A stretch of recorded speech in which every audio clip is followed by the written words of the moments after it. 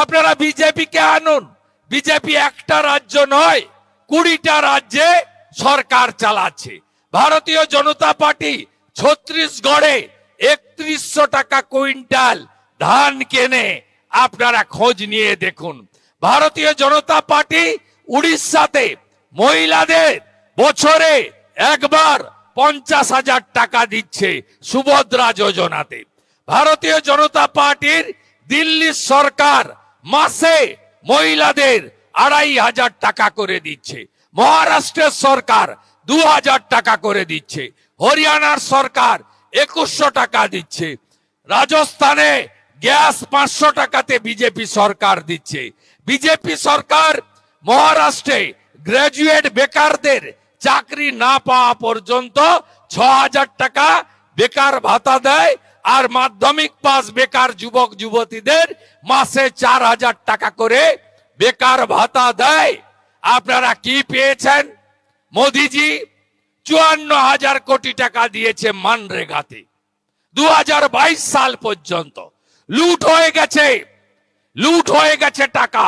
আপনারা এলাকার মানুষ জব কার্ড হোল্ডাররা টাকা পাননি।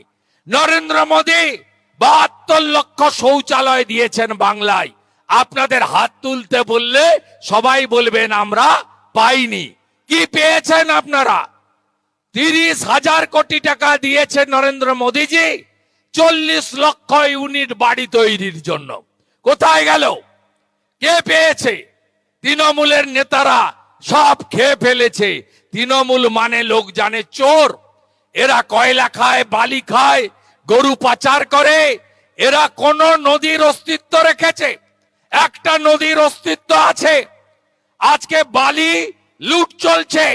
পুলিশের সঙ্গে যোগ সাজস করে 75-25 ভাগ, 25 নেয় পুলিশ আর এই লোকাল তৃণমূল, 75 সরাসরি কালীঘাটে যায়।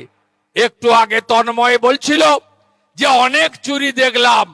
বারাসাতে মরে যাওয়া লোকের মর্গে চোখ চুরি দেখলাম, আর কালকে দেখলাম ফাইল চুরি। কালকে দেখলাম ফাইল চুরি। এই আইপ্যাক কে? এই আইপ্যাক হলো একটি কর্পোরেট সংস্থা। তাদের বিরুদ্ধে অভিযোগ কি? 2022 সালে কয়লা কেলেঙ্কারি, লালার নেতৃত্বে, বিনয় মিশ্রর নেতৃত্বে কয়লা কেলেঙ্কারি। সেই কেলেঙ্কারির টাকা তৃণমূলের ফান্ডে ঢুকেছে, সবাই জানে। হাওলার মাধ্যমে কোটি কোটি টাকা গোয়া নির্বাচনে তৃণমূল খরচ করেছে আইপ্যাকের মাধ্যমে। দিল্লিতে কেস রেজিস্টার হয়েছে। আইপ্যাকের কাছে তদন্তের জন্য ইডি রেড করেছে। মমতা ব্যানার্জির কি স্বার্থ আছে? মমতা ব্যানার্জির স্বার্থ এটাই, যারা একটা সময় তৃণমূলটা তৈরি করেছিল কংগ্রেস থেকে ভেঙে, আমরাও ছিলাম সেদিন অটল বিহারী বাজপেয়ী আশীর্বাদ দিয়েছিলেন। 98 পঞ্চায়েত, 98-99 লোকসভা ভোট একসঙ্গে আমরা পতাকা নিয়ে করেছি। গোটা রাজ্যে পরিবর্তনের জন্য মমতা ব্যানার্জি সেদিন বিজেপিকে সাহায্য নিয়েছিলেন। অটলজি আশীর্বাদ করেছিলেন, কারণ তখন তিনি ছিলেন দিদি, বাংলার মেয়ে, তখন তিনি পিসি হয়ে যাননি।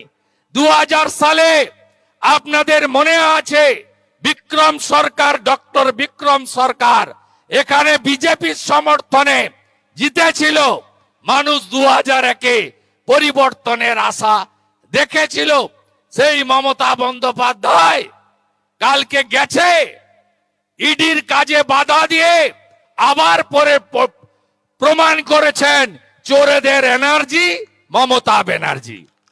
তিনি আবার প্রমাণ করেছেন কালকে। তাই মমতা বন্দ্যোপাধ্যায় গতকাল যে কাজ করেছে, এর জন্য তার এক মুহূর্ত মুখ্যমন্ত্রীর চেয়ারে থাকা উচিত না।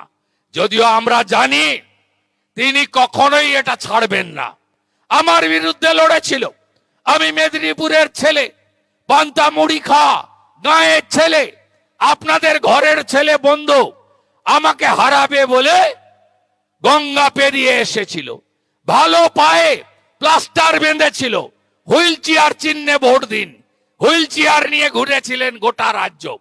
ভুল বুঝিয়েছে কে? ডেবরাতে হুমায়ুন কবিরকে ভোট করে দিল, কিন্তু নন্দীগ্রামের মানুষ সেদিন তার ঘরের ছেলেকে, তার বন্ধু আত্মীয়কে ছাড়েনি, আমাকে 1956 ভোটে জিতিয়েছে। আজকে সেই মমতা বন্দ্যোপাধ্যায়কে সরাতে গেলে আগামী দিনে মানুষের জোট বেঁধে মেরা বুথ সবসে মজবুত বুথকে শক্তিশালী করে সমস্ত সনাতনী এবং আদিবাসীদের ঐক্যবদ্ধ করে এদেরকে সরাতে হবে। নইলে এই বাংলা, শ্যামাপ্রসাদ মুখার্জি, স্বামী প্রণবানন্দ এই বাংলা দিয়ে গেছেন বাঙালি হিন্দুদের হোমল্যান্ড হিসেবে। আমি ধন্যবাদ জানাবো ইডিকে, তারা হাইকোর্টে গেছেন সিবিআই জন্য, মুখ্যমন্ত্রীকে, রাজীব কুমারকে আসামি করার জন্য। আমরা চাই যারা সাংবিধানিক বডির উপরে হাত দিয়েছে, বাংলা দেখতে চায়, বাংলা ভাষণ শুনতে চায় না, বাংলা অ্যাকশন দেখতে চায়।